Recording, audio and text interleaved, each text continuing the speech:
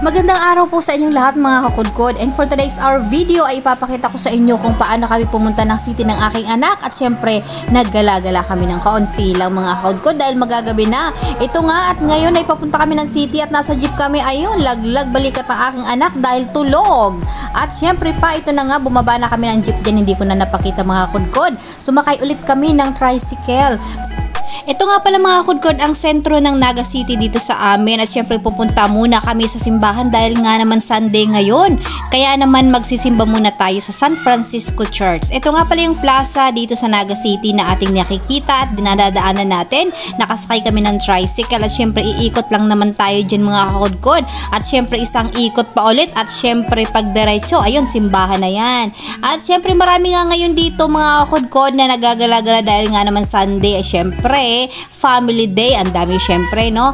Ayan nga, at syempre, ayan, marami syempre, ayan, nakita nyo naman, andito na malapit na tayo. Ang Mang Inasal ay paborito ko yan. At ito na nga, iikot pa ulit tayo dyan mga kakudkod, konting kembot na lang. At ito nga pala ang daladala kong steamer, nga pala mga kakudkod, ayan, ay papalitan ko dahil medyo may problema ang ating nabili. Pero okay lang naman kahit kasi dala natin ang resibo dyan, at syempre, okay lang naman kasi may warranty pa yan. O ito na nga mga kakudkod, bababa na tayo dyan. Ito na ang simbahan, malapit na tayo, at syempre ito na, bababa na talaga tayo dyan mga kakudkod. Marami-rami ang tao dahil nga naman Sunday at hapon, sunod-sunod ang misa dito, kaya wag kayong mag-alala pag Sunday talaga. Kahit dito kayo pumunta, sentrong-sentro kasi to, kaya maraming nagsisimba dito. Ayan, nakita nyo naman, diba? O. At syempre nga naman, pag Sunday, ito ang ating obligation, mass na tinatawag, dahil nga as Catholic, kailangan nating magsimba, hindi naman sa ang tawag dyan, hindi naman sa pagmamaniobra sa inyo, kailangan din naman natin to. Ito yung ating gasolina mga kakudkod, kailangan nating maging malakas dahil ang dami nga naman mga problema tayong dinaraanan sa buhay araw-araw, kaya ito ang nagpapalakas sa atin. Ayan, papasok na tayo mga kakudkod dyan, at tamang-tama pagdating namin talaga, tapos na ang misa, kaya mag-uumpisa na para sa susunod. O diba, hindi na tayo nagantay na matagal, kasi nga naman ang pag nagsisimba, kailangan talaga naman umpisahan natin mga kakudkod. Para lang naman yan sine, diba? Kailangan nating umpisahan para maintindihan natin, at ang pinaka-importante kasi sa misa mga kakudkod, yung gospel reading. Ayun, kailangan natin talaga yun, kasi pag hindi nyo naabutan yun, naku, kailangan nyo mag-umpisa dahil walang saysay ang inyong pagsisimba. Pero anyway, okay lang naman yan mga kakudkod, as long as talaga namang nasa puso nyo ang pagsisimba. Pero as much as possible talaga, kailangan nating mapakinggan dahil yun talaga ang salita ng ating Panginoon. Ayan, tapos na nga mga kakudkod, ang dami ko talagang sinabi, sana ay may natutunan kayo kahit konti. Ayan nga, gabi na mga kakudkod dyan, kasi nga naman pumalis kami ng bahay, alas 4 na. Eto na, tatawid na tayo dyan mga kakudkod ng plaza, dahil andun yung pupuntahan natin kung saan tayo ay magpapapalit ng ating steamer na nabili. O, madilim-dilim na yan, pero ang dami pa rin yung pumupunta dyan, kasi nga naman Sunday, ayan, Sunday. O, ayan, ang dami-dami. Tsaka, ang sarap kasi maglakad-lakad dito mga kakudkod, napaka-presko, may mga puno, may mga nabibilan dyan. Ito nga pala, dalawang plaza ito. Doon sa isa mga kakudkod, ang dami nagtitinda, pero dito, madalang lang nagtitinda dito. Marami naman nag-uupo-upo lang, pero kung gusto nyo kumain, maraming katapat yan ng mga restaurant, kagaya ng McDonald's, KFC, at yung mga pagkain ng mga Bicol na makainan, ayan. At syempre, hindi tayo dyan pupunta. Ang sabi ng anak ko, gusto ng Jollibee. Pumasok kami dito mga kakudkod dahil malapit lang ito doon sa simbahan.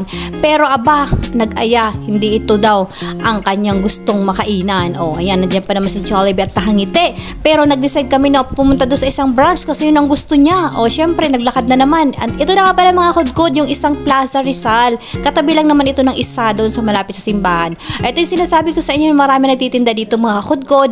Marami diyang mga vendor. Ayan, may nagkakanta-kanta habang kayo ay nakaupo, at may mga jowa kayo pwedeng-pwede dito para naman mapakinggan ninyo ang mga mensahe ng lyrics. At syempre, ayan, na marami nagtitinda dyan. Ayun, gusto ng anak ko itong bubbles. Pero wala tayong barya, o diba? Barya talaga. Hindi, mga kudkud, kasi nga naman hindi pa tayo nabili na kung ano-ano, galing tayo na simbahan, kaya hindi pa tayo nakapagpabarya dyan. Pero sabi ko sa anak ko, babalik na lang tayo. Kunyari lang, pero hindi na tayo bibili, mga kudkud. Ano ba? Kailangan natin magtipid, no? Malapit na ang Pasko. O ayan nga naman, mga kudkud, sinasampulan pa siya niyan, diba? Pero kung meron naman akong barya, bibili ako, mga kudkud. Pero next time lang naman, andyan na lang naman niya si Manong, o. Binigay niya, akala niya naman talaga, oh. Pero binalik naman yan. At ito nga naman, mga kudkud, gusto ko na naman bumili nitong mais. Ang kaso nga lang naman talaga, mga kudkud, wala naman akong barya kasi silang, mga kudkud, kakaumpisa pa lang naman siguro nila magtinda kasi nga naman magagabi pa lang. Kadalasan kasi man nagtitinda dito, mga kudkud, ay mga gabi at or hapon. Kaya naman siguro nag-iipon pa sila ng kanilang benta. Masarapin, mga kudkud, may cheese, may ibang flavor. Yan, nag-ikot-ikot lang kayo, mga kudkud, habang naglalakad papunta doon sa Jollibee kasi gusto niya na talagang kumain. Kaso ayun talaga doon sa isang branch. O ito na, mga kudkud, ganito din. Ang dami nito naglipa ng mga mais talaga, mainit-init at syempre talagang may cheese or kung ano-ano pa, barbecue na flavor. Ayan, so pupunta na tayo doon. Ito nga pala, may buko juice din. Hindi na nga ako makakabili dyan, mga kudkud. Puro lang ako tingin kasi nga naman nakakaya naman magbigay ka ng walang barya. Nag-iipon pa lang naman yung mga tao dito, kaumpisa pa lang. Ito, lansones nga pala. Ayan, nakakamiss to na. Yung mga ka-OFW ko dyan, alam ko mahirap dyan sa ibang bansa ng lansones. Dito sa Pilipinas ngayon ay maraming lansones, lalo na sa Laguna kasi ang dami doon. Ang pinangat, ito ang paborito dito sa Bicol. Ito talaga pinagmamalaki namin dito, ang pinangat, dahil ito ay gawa sa niyog. Ayan, di ba, mga kakudkod? At syempre ito na nga, na pumasok na kami dito. Ito ang gusto ng anak ko dito talaga, kahit mahaba ang pila, at talagang dito talaga niya gustong kumain. Sabi ko nga, ay wag na. Ayan, kabili ako nito. Ito yung kakainin ko lang, mga kudkod, dahil sabi ko, ay wag na, hindi na ako magra-rice talaga. At tumataba na tayo, mga kudkod. Ito nga pala yung tuna pie. Itong tuna pie talaga yung paborito ko, mga kudkod. At syempre, meron din yung peach mango or mango pie. Pero sabi ko sa anak ko, pakihugot ka. Hindi ko makuha kasi nga may hawak akong video. Ang hirap talaga pag selfie, no? All by myself talaga lagi. Ayan nga, ang ginawa niya, ikinagat. Hindi niya naman hinugot, mga kudkod. Ay, sa pangalawang pagkakataon, nagkaintindihan din kami. Ayan, hihugot niya rin, mga kudkod, ang pie sa loob. Ayan, kasi sabi ko, papakita ko, videohan ko ito, kailangan ihugutin mo. Aba, ang hirap talaga pag walang taga-video. Ayan, pag tayo ay talaga lumaki-laki ang channel natin, kukuha na tayo ng videographer. Aba, at syempre, ito na nga, mga kudkod, ito talaga yung gusto ko ipakita sa inyo. Masarap to, mainit-init, kaya ito yung gusto ko talaga.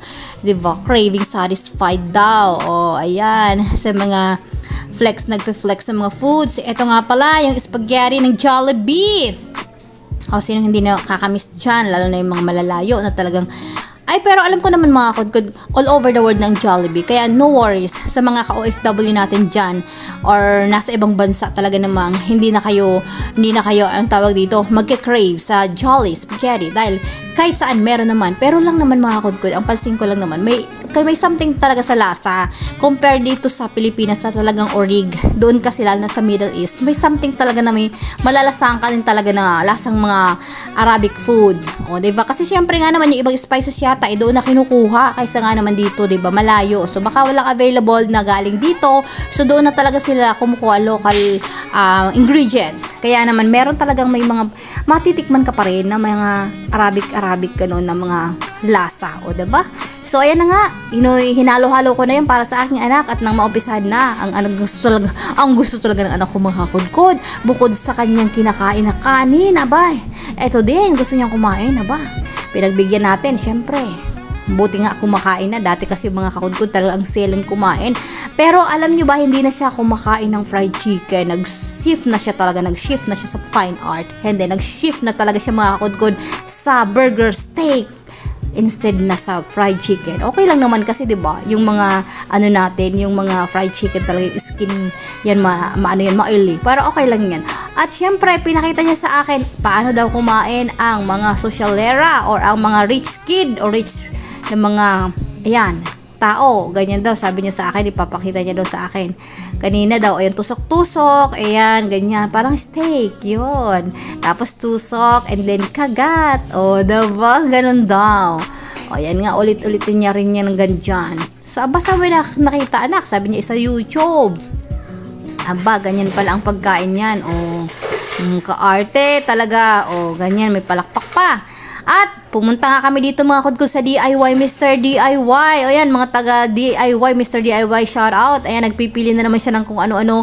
Dahil nga naman pag napunta kami dito sa mga laruan, naghahanap siya ng mga Hot Wheels. Diyos ko, ang mahal-mahal ng Hot Wheels mga kudkod. Talagang butas ang bulsa mo pag mga Hot Wheels. Kaya sabi ko maghanap ka ng ibang laruan anak. At syempre naman nagtitipid tayo no. Ayan, umuwi na nga tayo. At bumili lang naman ako dyan mga kudkod nung kailangan ko talaga.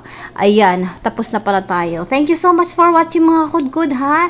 And see you on my next vlog. Don't forget to like, share, and subscribe. See you. Bye-bye.